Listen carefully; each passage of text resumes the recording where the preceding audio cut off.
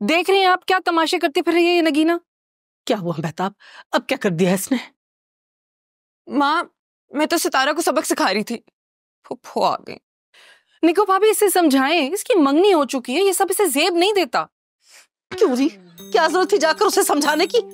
निको भाभी ये सितारा से लड़ रही थी, किसकी बात सुन रही हैं? समझा नहीं रही थी ये उसे, और तो और चांद को भी उकसा रही थी कि वो गुस्सा करे। क्यों?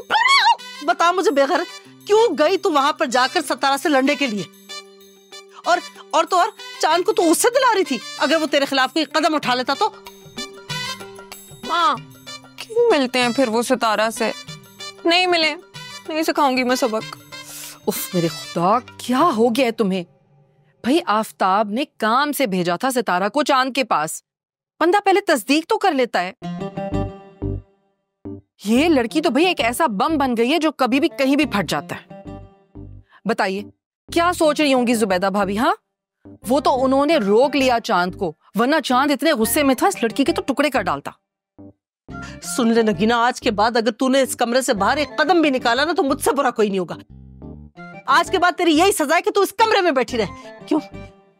जी बिल्कुल, बेहतर भी यही है इस लड़की के लिए कि जब तक निकाह ना हो जाए इसे कमरे में बंद रखें, ताकि मजीद कोई तमाशा ना हो और किसी को मेरे फैसले पर उंगली उठाने का मौका ना मिले। हाँ, महताब तुम ना गुस्सा मत करो, मैं इसे समझाऊंगी, तुम अपना गुस्सा ठंडा कर लो, मैं देखती हूँ इसको अच्छे से।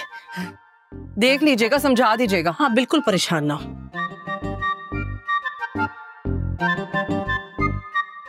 अपनी जूती उतार। तेरी जूती में क्या मसला है?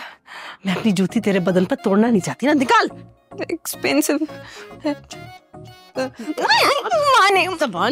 जबान चला रही है। तो बहुत मारी जलील करा दिया सबके सामने, इसलिए मंगनी कराई थी तेरी मैंने।